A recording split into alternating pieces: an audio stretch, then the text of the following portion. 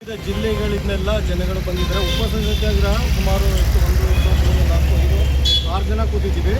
Madam Kavita ಅಂದ್ಬಿಟ್ಟು ಕಲಬುರಗಿಯಿಂದ ಬಂದಿದ್ದಾರೆ. ಕಲಬುರಗಿಯಿಂದ ಅವರು 700 ಕಿಲೋಮೀಟರ್ ಟ್ರಾವೆಲ್ ಮಾಡ್ಕೊಂಡು ನೀವು ಉಪವಾಸ ಕೊಟ್ಟಿದ್ದಾರೆ.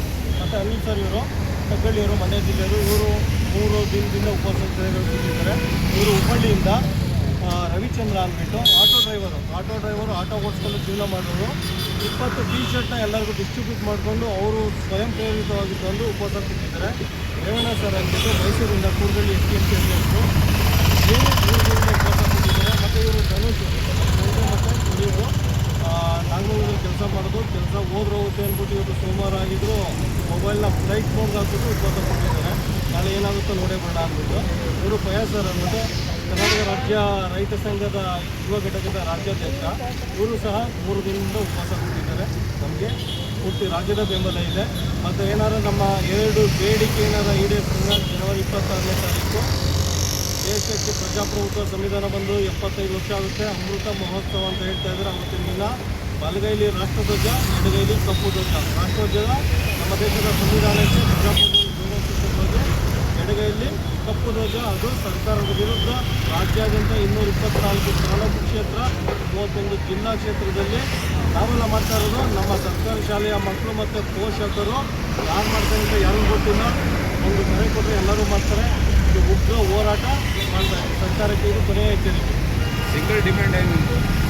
ಎರಡನೇ ಡಿಮ್ಯಾಂಡ್ LKGಯಿಂದ 5ನೇ ಕ್ಲಾಸ್ ಗಂಟ ಆಯಾ ಗ್ರಾಮದಲ್ಲೇ CBSE ಗುಣಮಟ್ಟದ ದ್ವಿಭಾಷಾ ನೀತಿ ಶಿಕ್ಷಣ ಜಾರಿಗೆ ಮಾಡ್ತಾರೆ.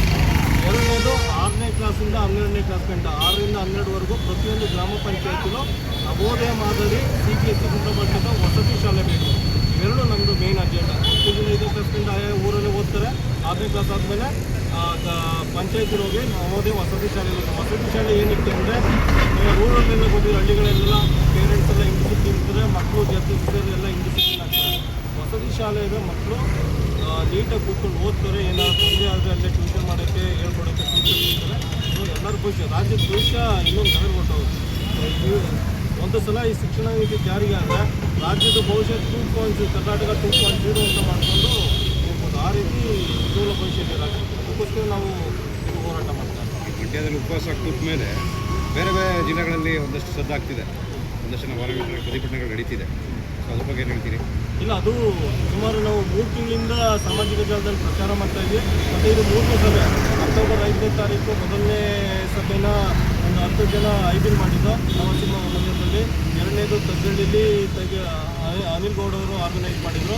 ಅದರಲ್ಲಿ 120 ಜನ ಬಂದಿದ್ದರು. ವಿವಿಧ ಜಿಲ್ಲೆಗಳಿಂದ ಸುಮಾರು 12 ಜಿಲ್ಲೆಗಳಿಂದ 120ಕ್ಕೂ ಹೆಚ್ಚು ಜನ ಬಂದಿದ್ದರು. ಇವತ್ತು 3ನೇ ಸಭೆನ ಚಳವಳಿ ರೂಪದಲ್ಲಿ ಮಾಡ್ತಾ ಇದ್ದೀವಿ. ಇದನ್ನು ಅಷ್ಟೇ ಇವತ್ತಿನ ದಿನ 20 ಜಿಲ್ಲೆ ಇವರು ಆಲ್ರೆಡಿ ಬರ್ಕೊಂಡಿದ್ದಾರೆ. ಸುಮಾರು 20 ಜಿಲ್ಲೆಯಿಂದ ಸುಮಾರು 150ಕ್ಕಿಂತ ಹೆಚ್ಚು ಕಾರ್ಯಕರ್ತರು ಬರ್ತಾ ಇದ್ದಾರೆ, ಹೋಗ್ತಾ ಇದ್ದಾರೆ. ಇವತ್ತು ಹೊನ್ನಾವರದಿಂದ ಬಂದಿದ್ದಾರೆ, ಕರಾವಳಿ ಕರ್ನಾಟಕದ ಹೊನ್ನಾವರದಿಂದ ಬಂದಿದ್ದಾರೆ, ದಾವಣಗೆರೆಯಿಂದ ಬಂದಿದ್ದಾರೆ, ಬೆಂಗಳೂರು ಗ್ರಾಮಾಂತರ ಬಂದಿದ್ದಾರೆ. ಇವತ್ತು ಅಂದರೆ ಅದಕ್ಕೆ 3 ದಿನ ಇಟ್ಟಿರೋದು. ರೈತ ಸಂಘ ಮತ್ತು STMC ಸಂಘ ಆಲ್ರೆಡಿ ಪಾಂಪ್ಲೆಟ್ ಕೊಟ್ಟು ಕ್ಯಾಂಪೇನ್ ಮಾಡ್ತಾ ಇದ್ದಾರೆ. ಅಂದರೆ ನಮಗೆ ಸುಮಾರು ವಿಷಯ ಗೊತ್ತಿಲ್ಲ. ಅಲ್ಲಲ್ಲಿ ರಾಜ್ಯಾದ್ಯಂತ ಅಲ್ಲಲ್ಲಿ ಈ ನಮ್ಮ ಅಧ್ಯಕ್ಷ ಹೇಳ್ದಂಗೆ ಬಿಸಿನೀರು ಗುಳ್ಳೆ ಬರ್ತಾ ಇತ್ತಲ್ಲ, ಆ ಥರ ಎಲ್ಲ ಆಗ್ತಾ ಇದೆ. ಹೇಳೋದಲ್ಲ, ಗುಳ್ಳೆ ಆವಿಯಾಗಿ ಬೆಂಕಿಯಾಗಿ ಪೂರ್ತಿ ರಾಜ್ಯವ್ಯಾಪ್ತಿ ಹೋರಾಟಕ್ಕೆ ಸಾಯಂಕಾಲ 6 ಗಂಟೆಗೆ ಪಂಜಿನ ಮೆರವಣಿಗೆ ಮುಖಾಂತರ ಸತ್ಯಾಸತ್ಯರಲ್ಲಿ ರಾಜ್ಯವ್ಯಾಪ್ತಿ ಕರ್ನಾಟಕ ರಾಜ್ಯ ರೈತ ಸಂಘ ಮತ್ತು STMC ಸಂಘ ಮತ್ತು ಎಲ್ಲ ಪ್ರಗತಿಪರ ಸಂಘ, ಪೊಲಿಟಿಕಲ್ ಪಾರ್ಟಿಗೆಲ್ಲ ಸಂಘಟನೆಗಳೆಲ್ಲ ಕರೆ ಕೊಡ್ತಾರೆ. ಈಗ ಖಾಸಗಿ ಶಿಕ್ಷಣ ಸಂಸ್ಥೆಗಳು ಎಲ್ಲ ಕಡೆ ರಾಜಕಾರಣ ನಿಮ್ಮ ಹೋರಾಟ ಗೆಲ್ಲುತ್ತೆ ಅನ್ನೋ ನಂಬಿಕೆ ಇದೆಯಾ ನಿಮಗೆ? 100% ಏನಕ್ಕೆ ಅಂದರೆ ಬರೀ STMC ಅಧ್ಯಕ್ಷರಿಂದ 40,000 ಜನ ಸಿಗ್ತಾರೆ. ನಾವು ಇನ್ನೂ ರೀಚ್ ಆಗಿಲ್ಲ. STMC ಸಂಘ 2 ತಿಂಗಳು ಮುಗಿದ್ರೆ ಈ ಥರ ಸದ್ದಾಗ್ತಾ ಇದೆ ಅಂದರೆ ಇಮ್ಯಾಜಿನ್ ಮಾಡ್ತೀವಿ. 42,000 ಜನ STMC ಅಧ್ಯಕ್ಷರ ಈ ವಿಷಯನ ತಲುಪಿ ಮತ್ತು 40 ಲಕ್ಷ ಮಕ್ಕಳು ಓದ್ತಾರೆ. 40 ಲಕ್ಷ ಮಕ್ಕಳು ಪೋಷಕರಿಗೆ ಏನಾದ್ರು ವಿಷಯ ಹೋದರೆ ಪೋಷಕರಿಂದ ಅಪ್ಪ ಅಮ್ಮ ಇಬ್ಬರು ಸೇರ್ಕೊಂಡು 1 ಕೋಟಿ ನಾವೇ ಹಾಕ್ಬಿಡ್ತೀವಿ. 1 ಕೋಟಿ ನಾವೇನಾದ್ರು ಒಂದೇ ಒಂದಿನ ಬೀದಿಗೆ ಹೋದರೆ ಕರೋನಾ ಟೈಮಲ್ಲಿ ಲಾಕ್ಡೌನ್ ಅಂತ ಆ ಥರ ಆಗುತ್ತೆ. ಇವತ್ತಿನ ದಿನ 135 ಸೀಟ್ ಕೊಂಡು ಒಂದು ಪಕ್ಷ ಅಧಿಕಾರದಲ್ಲಿದೆ. ಅವ್ರಿಗೆ ಓಟ್ ಕೊಟ್ಟಿರೋದು 1,56,00,000. ನಾವೇ ಆಲ್ಮೋಸ್ಟ್ ಹಂಗೆ 1 ಕೋಟಿ ಮೇಲ್ಗಡೆ ಇದ್ದೀವಿ. ಅಂದರೆ ಇಮ್ಯಾಜಿನ್ ಮಾಡ್ಕೊಳ್ಳಿ ನಮ್ಮ ಪವರು. ನಾವು ಇನ್ನೂ 2.5 ತಿಂಗಳು ಮಗು ಈಗ ಬೆಳೀತಾ ಇದ್ದೀವಿ. ಇದು ಜಸ್ಟ್ 1 ವರ್ಷದಲ್ಲಿ ನಾವು ಇದಕ್ಕೊಂದು ಇದು ಮಾಡ್ತೀವಿ, ಒಂದು ಪ್ಲಾಟ್ಫಾರ್ಮ್ ರೆಡಿ ಮಾಡ್ತೀವಿ. ಉತ್ತರ ಕರ್ನಾಟಕದಲ್ಲಿ ನಿಮ್ಮ ಶಾಲೆಗಳ ಸ್ಥಿತಿ ಹೇಗಿದೆ?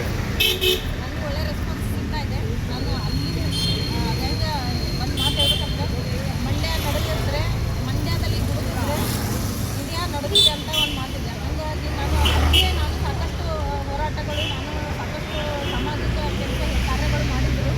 ಅಷ್ಟು ಸಾಮಾಜಿಕ ಕಾರ್ಯದಲ್ಲಿ ನನ್ನದೇ ಆದ ಒಂದು ಅಭಿಮಾನಿ ಬಳಗ ಇತ್ತು. ಅದು ಈಗ ಇಲ್ಲಿ ಬಂದಾದಮೇಲೆ ಸಾಕಷ್ಟು ರೈತ ಸಂಘಟನೆಗಳು, ಕನ್ನಡ ಪರ ಹೋರಾಟ ಸಂಘಟನೆಗಳು ನನಗೆ ಎಲ್ಲ ಆಗಿದ್ದು. ನಮ್ಗೆ ಯಾಕೆ ನಮ್ಮ ಸಂಘಟನೆ ಸೇರಿ, ನಿಮ್ಮ ಸಂಘಟನೆ ಸೇರಿ ಅಂತ ಹೇಳ್ತಾ ಇದ್ದಾರೆ. ನಾನು ಯಾರ ಸಂಘಟನೆ ಸೇರೋದು ಮುಖ್ಯ ಅಲ್ಲ, ಸಂಘಟನೆಗಳು ಮುಖ್ಯ ಅಲ್ಲ. ಬಟ್ ನಮಗೆ ಬೇಕಾಗಿರೋದು ಸರ್ಕಾರಿ ಶಾಲೆ ಉಳಿಗಾಗಿ ನಾವು ಹೋರಾಟ ಮಾಡ್ತಾರೆ. ಇವತ್ತು ಸರ್ಕಾರದಿಂದ ನಮಗೆ ಜನಸಾಮಾನ್ಯರಿಗೆ ನಾವು ಏನಂದ್ರೆ ಕೋಟಿ ಗಟ್ಟಲೆ ನಾವು ಏನು ಬೇಡ್ತಾ ಇಲ್ಲ. ಒಂದು ಶಿಕ್ಷಣ ಮತ್ತು ಆರೋಗ್ಯ ಎರಡೇ ಬೇಕಾಗಿರೋದು. ಎರಡಕ್ಕಾಗಿ ಈ ಜನಸಾಮಾನ್ಯರಿಗೆ ಶಿಕ್ಷಣ ಮತ್ತು ಆರೋಗ್ಯ ಬೇಕಾದಾಗ ಆ ಒಂದು ಸೌಕರ್ಯ ನಾವು ಕೊಡಿಸೋಕ್ಕೋಸ್ಕರ ನಾವು ಇವತ್ತು 7 ಜನ ಕೂತಿದ್ದೀವಲ್ಲ. ನಿನ್ನೆ ಯಾರೋ ಬಂದು ಮಾತಾಡ್ತಾ ಹೇಳಿದ್ರು, ನೀವು 7 ಜನ ಅನ್ಕೋಬೇಡಿ, 7 ಕೋಟಿ ಜನ ಸಮಾನ. ನೀವು ಈ ಹೋರಾಟ ಆಲ್ರೆಡಿ ಮಂಡ್ಯ ಅಲ್ಲ, ಕರ್ನಾಟಕ ಅಲ್ಲ, ಇಂಡಿಯಾ ಬಿಟ್ಟು ಹೊರಗಡೆ ದೇಶದಲ್ಲೇ ಆಗಿದೆ. ಈ ವಿಷಯ ಎಲ್ಲ ಕಡೆನೂ ಚರ್ಚೆ ಆಗಿದೆ ಅಂತ ಹೇಳ್ತಾ ಇದ್ದಾರೆ.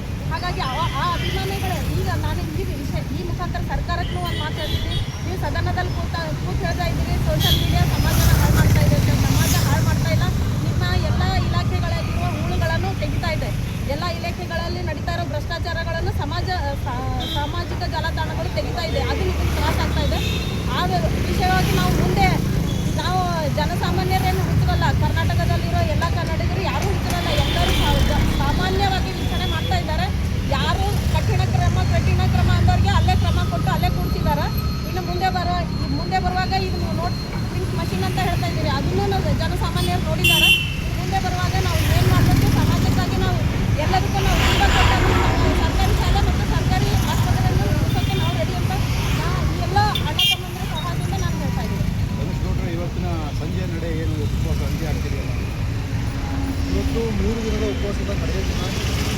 ಹಾಗಾಗಿ ನಾವು ಮಂಡ್ಯದಿಂದ ರೈತ ಸಂಘಟನೆಯ ಜೊತೆಗೆ ಮಂಡ್ಯದಲ್ಲಿರುವಂತಹ ಪ್ರಗತಿಪರ ಎಲ್ಲ ಸಂಘಟನೆಗಳು ಮತ್ತು ಒಂದಷ್ಟು ಶಾಲಾ ವಿದ್ಯಾರ್ಥಿಗಳ ಜೊತೆ ಇಲ್ಲಿಂದ ಅಂದರೆ ಉಪವಾಸ ಸರಣಿ ಪಟ್ಟಿಯಿಂದ ಮಂಡ್ಯದ ಸಂಜೆ ಸರ್ಕಲ್ವರೆಗೆ ಮಂಜುವಿನ ಮೆರವಣಿಗೆ ಮಾಡ್ತೀವಿ. ಅದರಿಂದ ಒಂದು